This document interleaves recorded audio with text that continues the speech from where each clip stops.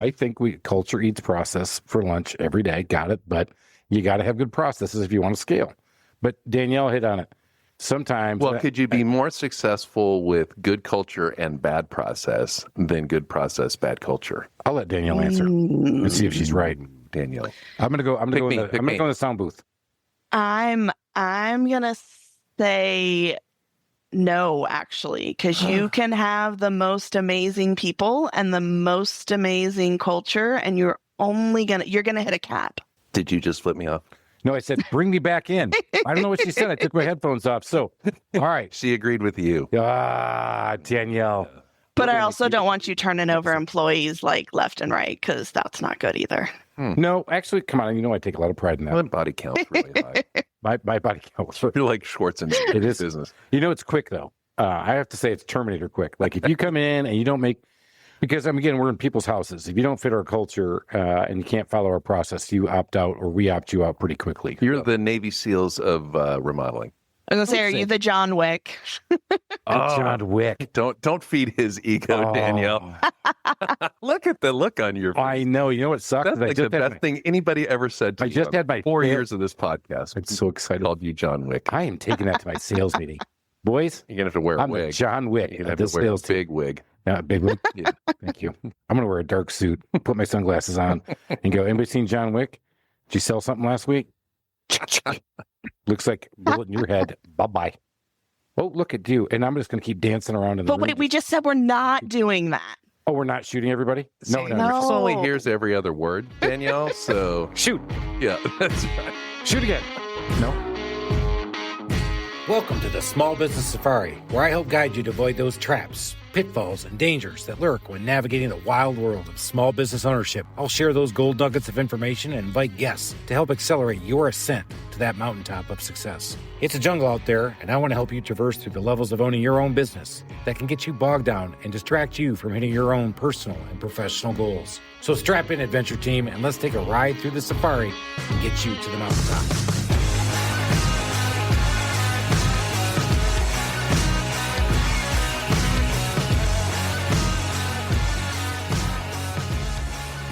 Alan, that sound you hear in the background is no noise today. Yeah. But we're still remodeling the basement. Here we are, everybody. And you have guests coming. And I have guests coming. And once there's again, no bathroom. Once again, I'm going to change the name of the Trusted Toolbox to Just Give Me 3 More Days Contracting. Mañana. Just give me 3 more days. Contracting.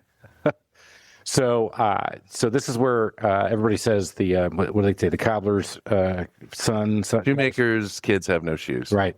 So this is one where I said, my project or customer project. I'm like, go customer project, go customer project. And then they came back and said, okay, we do this for this amount of money. And I'm like, no, find another number. I'm the boss. El Jefe. So we found the right number and they're starting and we're going to finish. But yes. Well, of course they're going to finish, but when?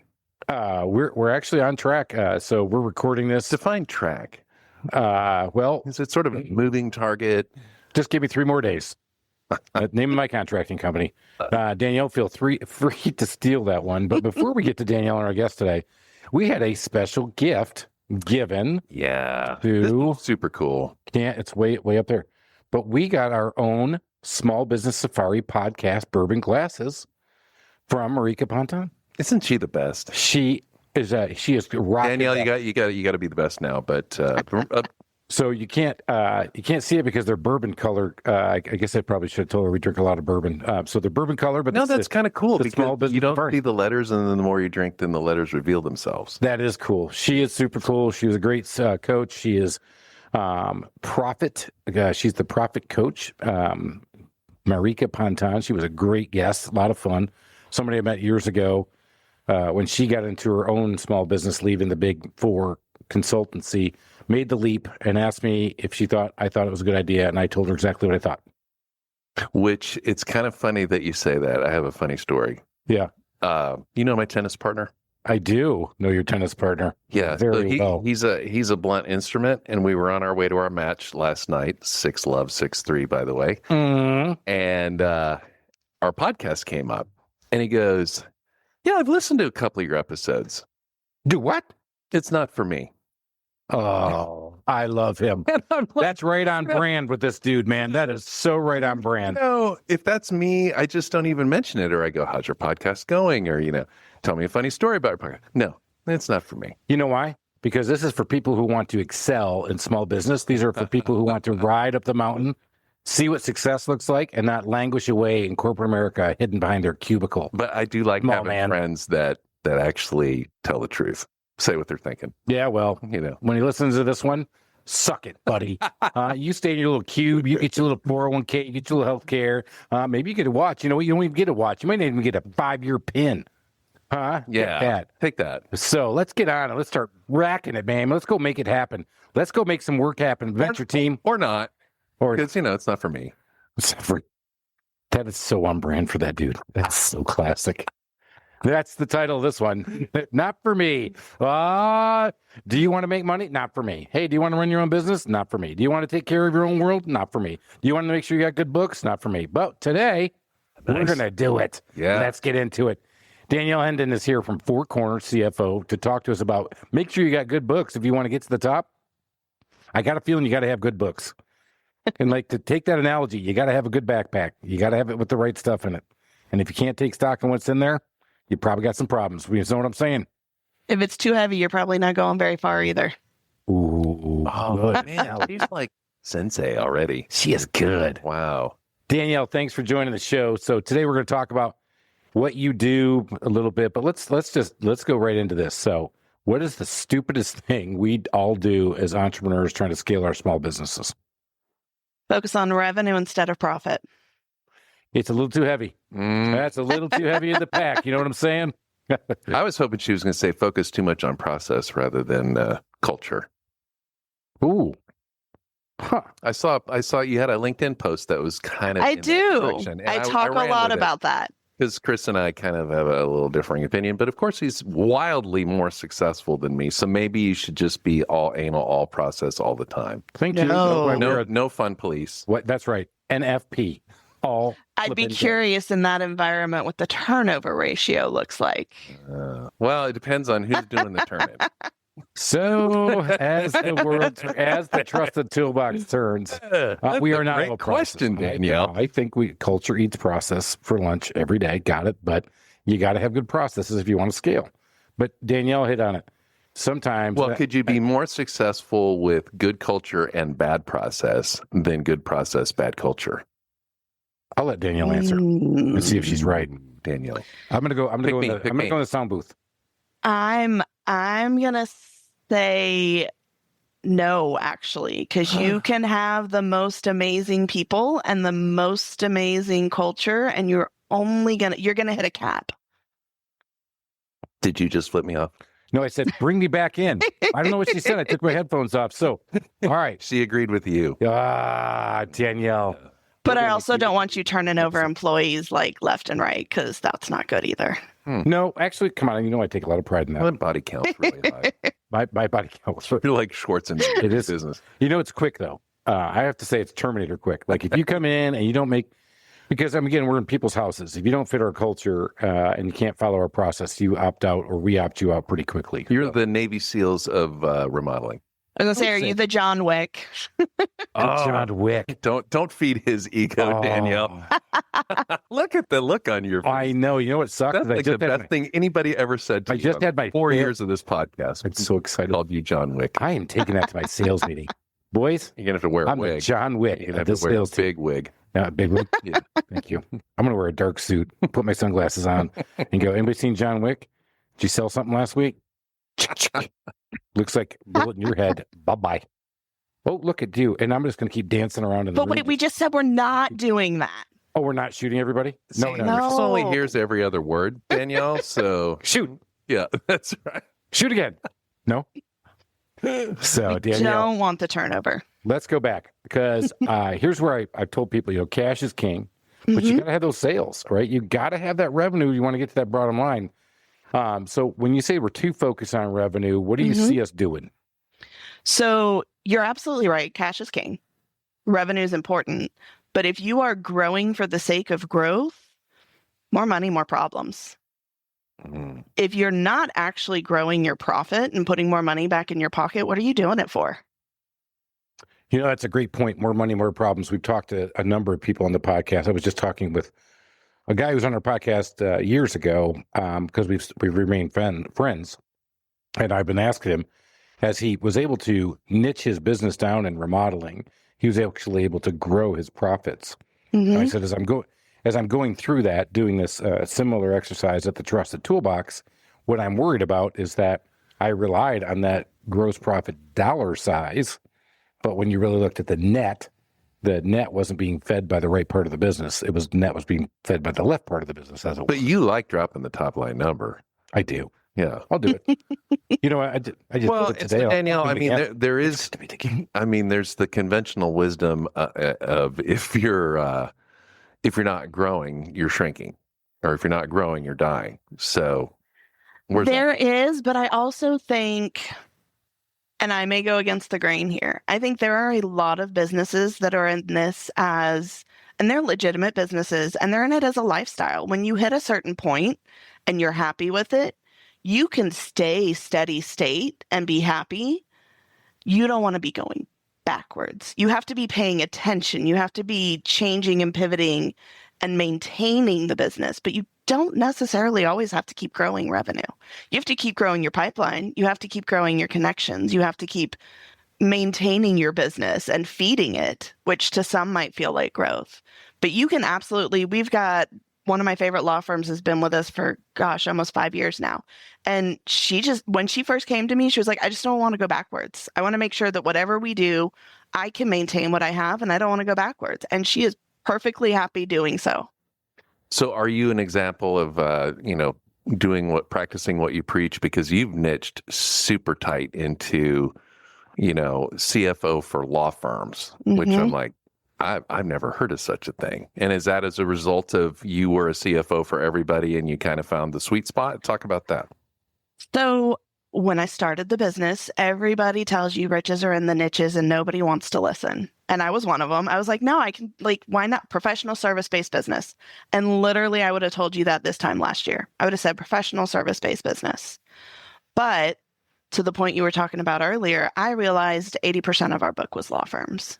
And I could talk about the ins and outs and all the different things that come with law firms and write those processes efficiently with all kinds of automation because I know it, versus somebody coming to me with a marketing agency. And I'm like, I don't know what systems they're using. I don't know what software they're in. I don't know what the average rate of pay is for their people. It just completely changes your ability to find efficiencies in your operations. And so many law firms, so many businesses in general, if you haven't looked at your numbers and you're still charging hourly, are losing out on getting all that sweat equity you've put into those processes through efficiencies on flat fees. What I mean by that is if I know exactly how to do a law firm and now we can get it done in, 3 hours. That's way underestimating. But if we could get it done in 3 hours instead of 10 when we started, that 7 hours gain in profit is because we've put in the sweat equity getting there. It's not free. And my guess is it's a lot easier to sell your services when you're focused on one thing and you've done it over and over again. So you've got your next prospect attorney. How has your pitch changed in the last 12 months?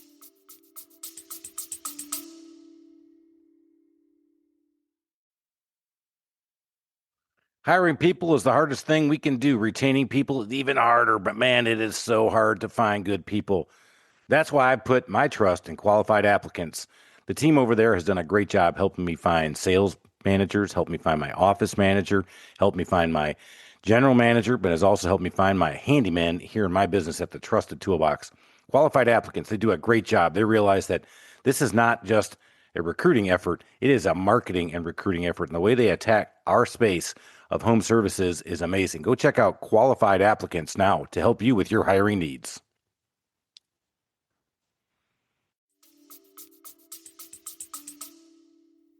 It is quite literally focused on what I know exactly they're going through. I mean, we went from, I'll tell you my current pitch right now, I realized is we've always sold comfort and clarity.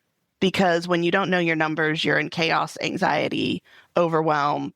But comfort and clarity are not painful enough to make people pull the trigger. So we are actually in the process of building out a quiz for law firms. But the new pitch itself is, if you show me your numbers, I can tell you exactly what you're leaving on the table right now. And then we can go work on it. That would work with you. That would. By the way, it's really hot in here still. I'm gonna start taking my clothes off. Sorry, Danielle, but I'm like, wait, I don't know about that. I know, seriously. I didn't know it was that kind of show. Whoa! Hey, we're going to a new genre. Explicit. We are. We're going to we're going to a whole new genre. That's right. Yes. All right. We were true crime, right? We were true crime. We've been true crime a couple times, and now I guess we're going to go into the sex industry. Okay.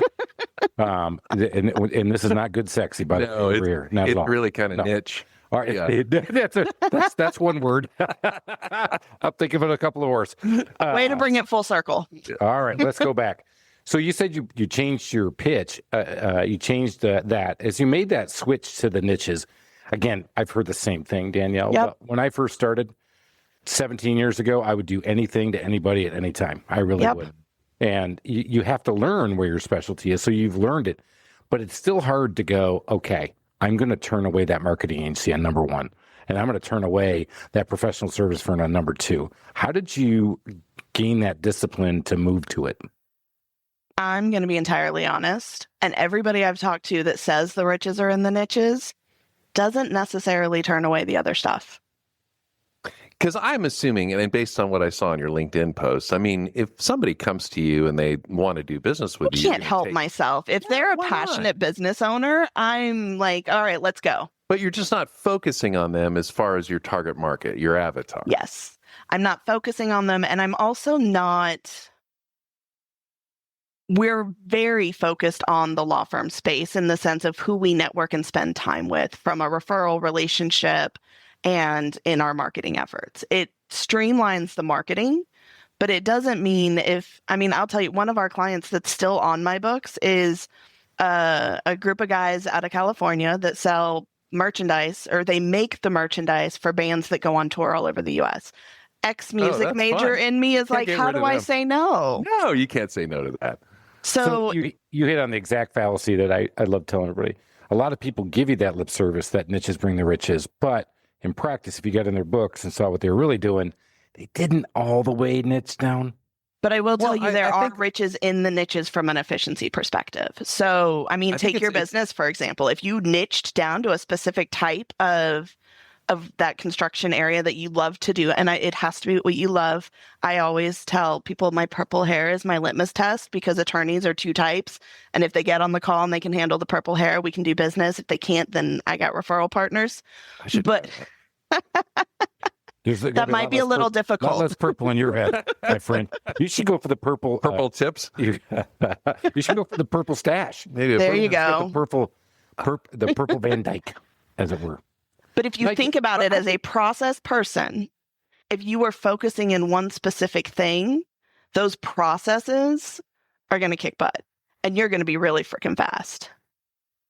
This is the first time in 4 years, though, that we've actually kind of uncovered this little secret, which I think is great, because we do talk about niches a lot. And the fact is, your niche is your focus. But if you've got low-hanging fruit coming to you, you don't turn it down. You don't. As long as you've got space. Yeah. You got space, and you got, and the process to handle it, because I think you're right. Because once you have your model down and you know your own efficiencies, is that when you step out, it's not as efficient. That means you've got to do a little bit extra work. And sometimes that's where we lose our profit margin, is when we have to do a little extra work, kind of kicking out there and getting around it. So are you focusing on the Houston area where you're from, or are you? We are nationwide. I actually had a client in Canada until recently. We love Canada. She was a Canada. Hey, they've got some good bourbon. Singing you've ever done in 4 years. I think that's because I have a bad sore throat. It's true. Exchange rates weren't so friendly for us, so we're pausing for the moment. Oh, right. All right. So let's go back to the lawyers and how you handle them. So you say you can look at these books. So in our world, well, any world, right? You have revenue and you have cost of goods sold, leaves you with your gross profit, and then you have the overhead and expenses. Yep. Tell us, what do you see are how do people organize their books to be able to see some of these trends and some of the things you do to help them? For anybody, professional or trade, that is in what I will call the service-based business, meaning your people make you money, your people need to be in your cost of goods sold. And if they're not, you are losing a huge part of the story. And it's a big part of how we calculate exactly how much money's left on the table.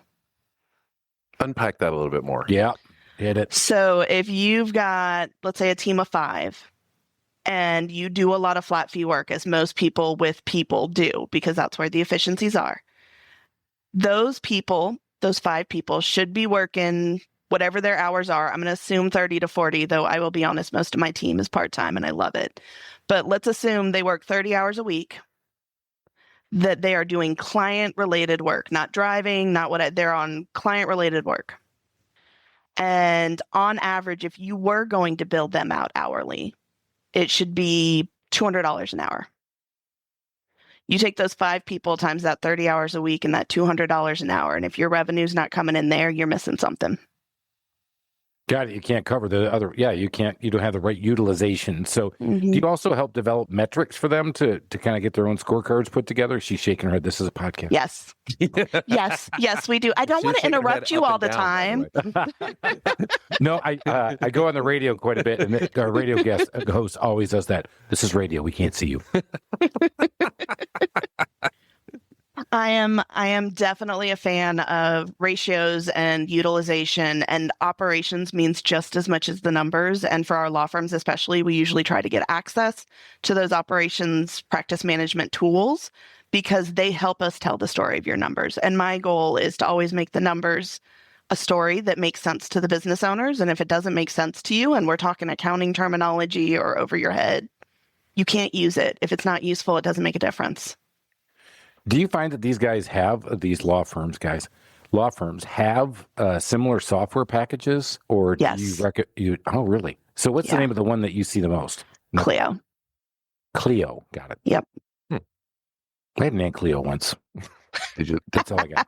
That's all I could say. Was she a good cook? She was a great. She sounds like she'd be a good cook. Yeah, of course. Yeah, a lot of my. I was in the kitchen with them all. So yes, they were all great. What a gift you got growing up. Clio. Yep. That's amazing. She was cool. Yep. She let me in the kitchen all the time. All right. So back to Clio, the financial system and law. So we get distracted pretty easily, Danielle. What? Huh? What? Where? Okay. That's what makes life fun. That's right. So do you what services do you provide? Are you doing fractional CFO or, Yeah. So we are fractional CFO. That means different things to different people. So it means one thing to me. So what does that mean to you? What are the different I'm things? curious what it means to you. Yeah. Do tell. Well, I'll explain all the other pieces, but I want to know what it means to you now. So there's a company that gets to a certain size where they need more than bookkeeping. They need a CFO, and yet they don't think they can afford one, so they can get a fractional one. So they get a part-time CFO who then ultimately pays for themselves because they're so freaking smart, and then all of a sudden they become the full-time CFO. That's how I view That's it. a good start. Okay, Danielle, continue. Thanks for the condescension. So I'm not afraid to throw it out there. Not for me. Hey, you hit the cliff notes. See? You got the cliff notes of See it. that? See how A little deeper down. Oh. A little deeper down, you're gonna have your startup CFOs, your funding, your private equity, the people that are gonna help you talk to a bank, whether it's a startup situation or a cash crunch. There are CFOs that are very well versed in how to get you more money. And we are not one of those. Then you have the CFOs that will come in and I'll be honest, they're going to be like, oh, I need to look at your books and let's figure out what the problems are. And they're going to be very project oriented in how to quote unquote fix your business. That's not what we are either. We fall in a group of CFOs that do controller and operational style CFO work. So it's taking that next step from your bookkeeping and building out a budget, understanding your revenue streams, understanding your expenses, focusing on the budget to actuals, because that's where the story starts to happen. And that's where you can make current changes in your business that aren't hidden away in ratios that then need further explanation. We can do those budget to actuals. Then we take that and we turn it into a cash flow forecast that looks like your budget. So it actually makes sense to you, but it includes all the timing and the loans and the profit distributions and the savings for taxes, because please, by the love of God, save for your taxes and don't leave it until April. Make a note of that, Chris. Write that down. Well, I don't want to tell on myself, but April is just an extension day for Chris. For very many people it is. But Yes, if you aren't I still saving, Pay. Give me 3 more days. Give me 3 more days. Construction. Give me 3 more days, Uncle Sam. That's never worked. he doesn't listen very well. Woo, not a good listener. Not a good listener, Uncle Sam. Thank you. I love door number 3 that you talked about, and I like the way you explained it, because Wasn't it a great setup question? it was a great setup question, and it was great. Your high level, just hey, fill in the buckets about what you should be asking. So that's going to be the next question. When somebody looks, because I actually part of a mastermind CEO group. A lot of these guys know this, and you'll hear that. Hey, I'm looking for a bookkeeper. I'm looking for a fractional CFO, but nobody really knows what they're asking for. So what questions should we be asking you, or what should we be asking people before we ask for people to help? No big. If you want to look at the future, you want to talk to a CFO. If you want to look at the past, you're going to be talking about, if you want to organize your books and look into the past, that's usually going to be a tax person and a bookkeeper. Really good tax people are going to get into strategy and look into the future with you, but they're not going to get into business strategy. They're going to get into tax strategy. I will say one of the best pieces of advice I got when I started my business, because like everybody, I put like everything in the kitchen sink we could do up there, and had a business coach tell me, they don't know what they want. You need to tell them what they need. So I no longer wait for people to be like, this is what I need, because I know exactly what you need. And we use our 6-part framework. I don't care who you are, what you do, how you do it. It fits. She's like accounting Yoda. For lawyers. I know. But Hey, I but know we take other don't people. wish You missed were a that lawyer? part. You do wish you were a lawyer. You're kind of jealous. I can feel. No, I have no. Hey, can you talk a little bit about budgeting? I've been through so many budget processes, and it just feels like a wild ass guess. I mean, you're just, okay. You haven't been doing it with the right people. We're going to go for 10% this year. We're going to go for 15%, and then you backfill it and blah, blah, blah. And you committee it. And then somebody just decides what it's going to be. And hey, there's your budget. You got to hit it. So what? So yeah. That is the easy way out of budgeting, I will be honest. And my team probably hates me that we don't take the easy way out sometimes. But as you grow and scale, a lot of budgets will start to become very trend-based. It's how much are we doing on a regular monthly basis, and let's grow by 10%. You lose the story in that. With our clients, and I'll be honest, we're working with anything from $500,000 to $15 million. We do what I call bottom-up budgeting. We don't budget by account. We budget by activity within that account, so that then I can look at your books and compare exactly between your budget and your actuals and know what the difference is and why. And then we get to start to tell the story. Because the goal of a budget isn't to hit the budget. And when you start doing these trends and these 10%, it becomes this, I just need to hit the budget. And that's why people backfill and move things around. The goal of a budget isn't to hit the budget. It's to understand why you don't hit the budget. So you can either repeat the good things or fix the not so good things. When you don't hit your budget, you get to either make a change to your budget, which means we're changing our expectations, or you get to make a change in your business and get back on budget. All right, back to budgeting. Not really. I don't want to be back to budgeting. No, because it's so frustrating to me. Because you sit there and you go through all the gyrations, and ultimately the CEO just kind of knows what number they got to report to the investors or whatever. Yeah. So let's just freaking give me that number, and then we got to figure out how to get there. But you've got we go backwards. A more granular way that I honestly have never been a part of. So I would kind of hope that you can unpack it for our listeners who are thinking about, how do I plan for next year? Yeah. So We talked about revenue from a capacity basis. That is quite literally how we budget. If we're not hitting capacity, I want to know it right away, and we're going to talk about it. So we budget by your people for revenue. Smart. And then for your expense side, we go through all of those. And before we even budget, when we're going through our onboarding process, we put things in one of three categories. You have what I like to call your required costs. I don't know a business that runs without cell phone and internet at a minimum. Like, you got to have something. Then you have what I like to call the personal perks, the things your tax CPA or EA has recommended you run through the business. My favorite example, my kids are on payroll. They don't add an ounce of value to the business, but they do add value to my tax deductions. So they're there and it's defensible. Chris is writing that one down. But then everything else, if it's not required, I was like, we're going to come back to the Follow me in, kids. son and daughter and wife. Yes. Contracting. So the fun part about kids, and now I'm sidetracking, but the fun part about kids is they don't have to file taxes if you stay under a certain amount. Bingo. Except for it should be daughter and wife and Lalami and son. And Lalami and son. Probably the name of your entity. Right. Yes. So no, they're all part of the holding company. So let's get back to it. So kids. Everything kids, else. it is, run the kids through the business. Yes. We'll run them like a wash cycle. Under 18. That makes a difference. that's a little problem. Oh. They got to report a little bit more of it when it's not. Mm. But if you do have kids that are under 18, it's quite literally tax-free.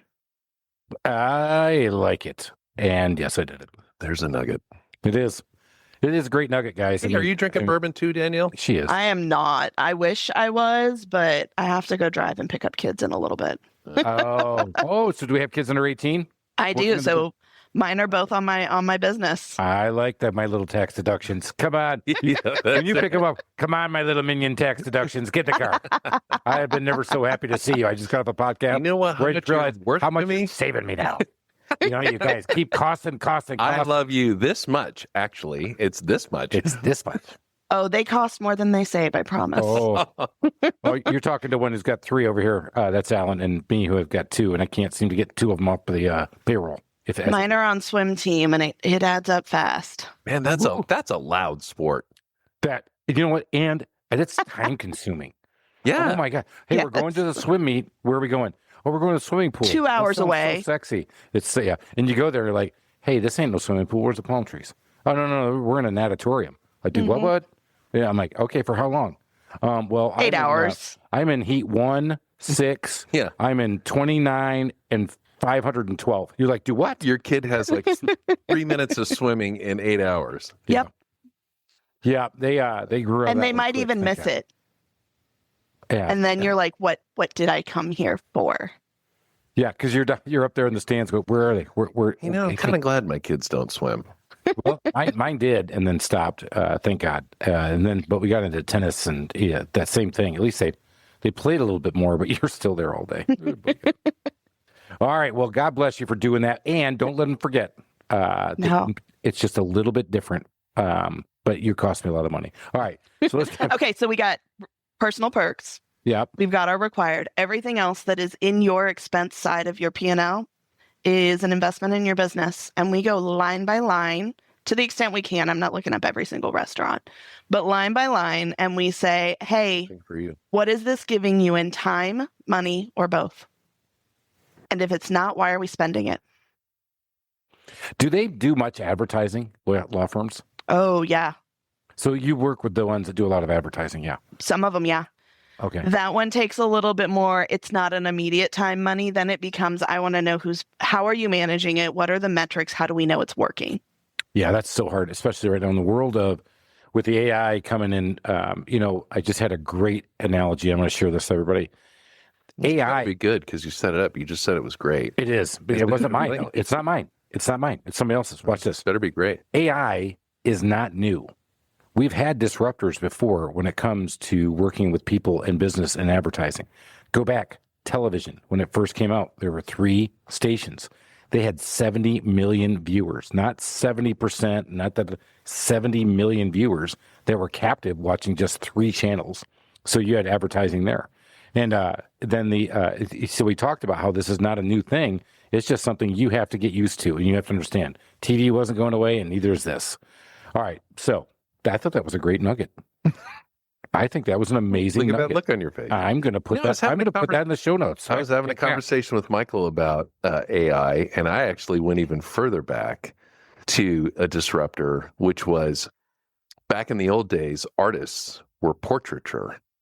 It's like they did landscapes, they did, people's faces, and then photography came along. Yeah. So then there's no need for portraiture.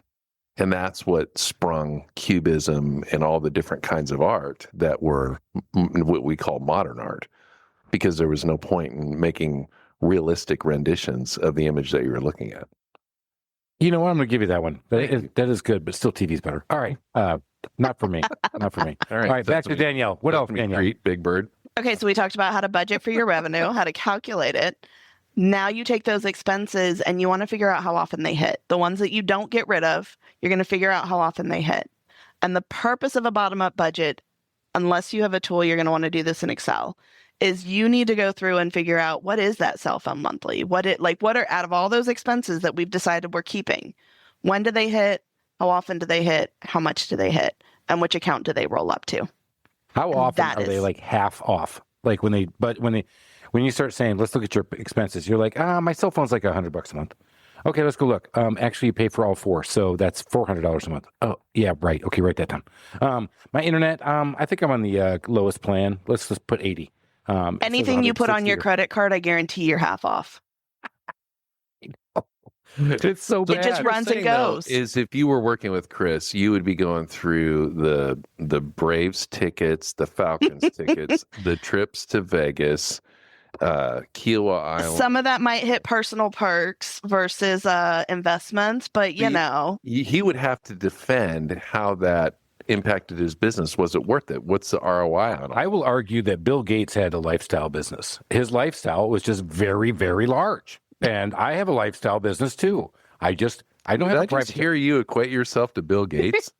Well, it actually just hit me because everybody says, Chris, you have a lifestyle business. I'm like, I do not. I mean, I got a process-based business that's working in 2 different cities.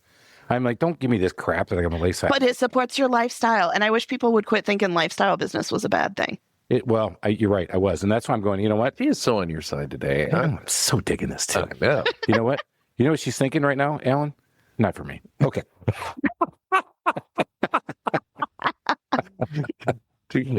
love that. That's good. All right, let's go back to Danielle. She's trying to give us more nuggets, and we're running out of time. So, okay. Yeah. So you get engaged, you keep moving, you're running through this, you give them the budget, they start rolling. How long do these guys stay with you is one of the biggest questions I've got. So I'm on board with you as a law firm. How long will they usually stay? Honestly, indefinitely. So it takes us about 6 months to go through that process. I know. But it becomes... You were trying to see if her turnover was as bad as yours. Oh, I knew it wasn't. I mean, I knew it was a layup. I'm not going to lie. I just told you we lost the client in Canada. Exchange rates got too high. But that's not most likely it's not your usually fault. It's indefinitely. It becomes a little bit of a therapy session sometimes. I open most of our client meetings with what's giving you heartburn right now, because half of our clients don't even look at their reports. They just know that we've looked at their reports, and then we're going to talk through whatever's giving them heartburn and figure out the answers. Guilty. No, but once I got my books back straight, and I don't have a fractional CFO. I have the bookkeeper looking in the past. We close up our books. But you're right. I actually, the meeting has gone. I mean, we're done in 25 minutes with that part. Well, and that's the sign of the fact that you completely trust that person and you've got a good person in place. Now, you still have to check on them to make sure that Danielle's not embezzling or whatever. She's got a swim team to support. I know. I do. That's expensive. But that is also why the ex-auditor and me will never do bookkeeping or taxes. I think you need multiple eyes on your books every month. Oh, great point. Expand on that one real quick. So segregation of duties is what we technically call it. It means you want more than one set of people looking at everything. You want more than one set of people touching everything. The bookkeeper's job is to categorize it. I can't tell you how many times we come in and one of our first recommendations is to change bookkeepers. Wow. I could say, well, actually, having been through a nightmare of having the wrong bookkeeper, I completely understand. I think right now I'm in the groove where I am debating the whole fractional CFO, which is why part of the reason we're on. So Danielle could have a little therapy session with Chris. By the way, But I'm not a law Danielle, firm. the purpose of this podcast Hey, we take other. You missed that part. is for Chris to get free advice. That's right. I like free So advice and let's go- access to incredible people. Let's go super granular because we think about who our listeners are. Yep. And there's somebody driving down the road going, well, how do I know if I have a good bookkeeper? Oh, that's a great question. Ooh, that is great. I'll tell you how I know when you have a good bookkeeper or not. Well, two ways, because I'll also tell you we have a client that we onboarded recently. And as soon as they found out we were involved, because one of the first things we ask is for an intro to your bookkeeper, they started sending all these corrections over and things that needed to be done. And I was like, they know someone else is looking. Gotcha. So that's one way. You could fake it and say you hired a CFO and see if you start getting a bunch of emails. The other way, though, is if you are willing to get into your own QuickBooks or Xero or whatever accounting platform you're on, you want to look at your balance sheet. And inside your balance sheet, you should have something called reconciliations.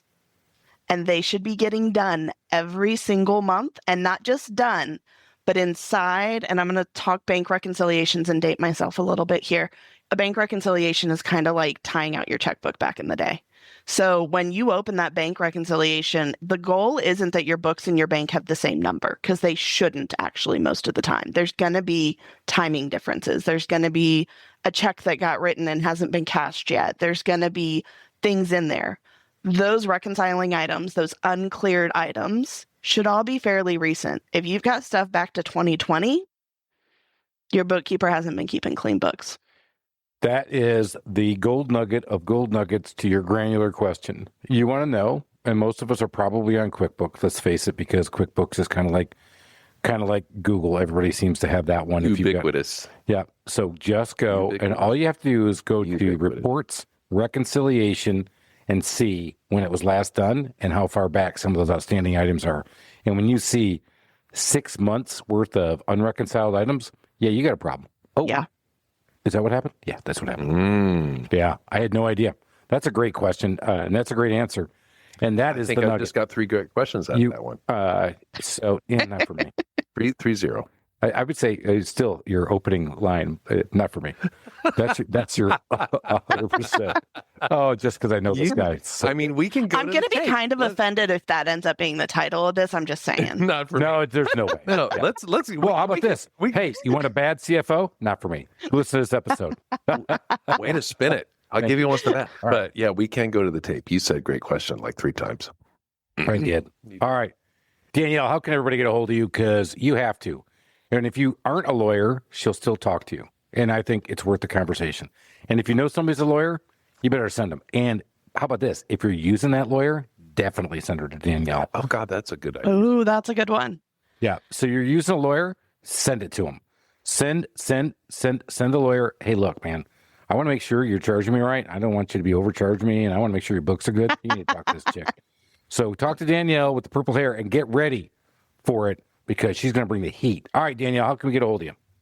Website's the best way. The number 4, not the word, cornerscfo.com. And then you can find me on LinkedIn under my name.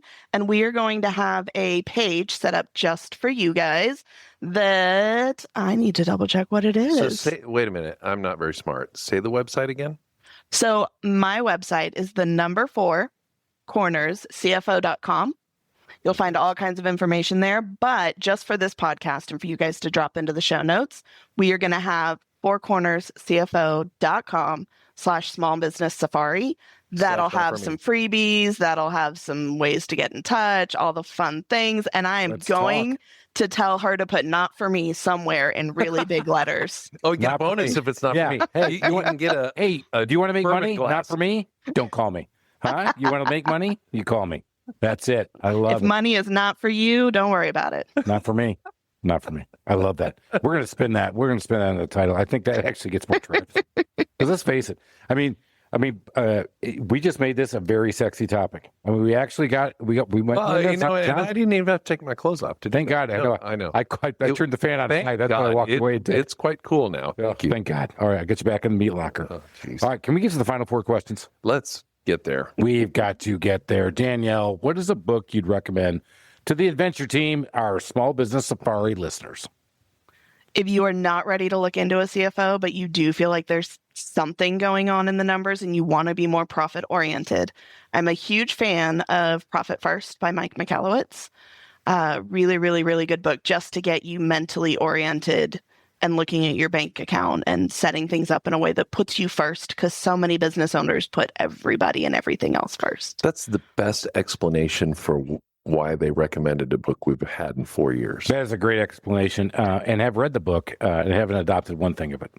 I'm kidding. It's a little tedious, but It is. But I would tell you what, I know two companies that have actually have implemented the Profit First. There's a lot of checking accounts you got to reconcile, and my bookkeeper does charge me by account. So I said, well, we're just going to do it all in one. So Chris, that's why you need the fractional CFO, because we just take all of that and we do it in a cash flow forecast instead. I'm calling. Don't worry. Chris, you always think you're smarter than everybody, but once in a while, I do you got to give it to them. I do. I actually been put on my head. I think I got concussed because we're football There's season. no doubt you got concussed. Oh yeah. No, there's no doubt. I mean, it's so funny. Back in the day, I was like, stars, bright lights, hands shaking. That was just next play. All right, let's keep going. All right, next question. Whoa, boy. And speaking of concussion, I just lost my next question, but I have it. What's the favorite feature of your home? The fact that my office is completely separate from the whole other side of the house. My kids have their set, like all the rooms and everything else are over there, and my office gets to stay nice and quiet. Love that. I think we haven't done the heat map on the questions of the favorite home. I would say for a lot of people, it's been their office. Mm-hmm. Isn't that wild? I think so. Yeah. I mean, some have been. It makes sense. The view. Yeah. I mean, spend a lot of time there. You may as well make it awesome. right. Yeah. I love that. Wow. How close are you to the golf? Oh, I could probably ride a bike. Ooh. That's pretty sweet. All right. So proximity is also big. All right. One of the things we haven't talked a lot about, but because you got to have good books, but Al and I are kind of customer service freaks.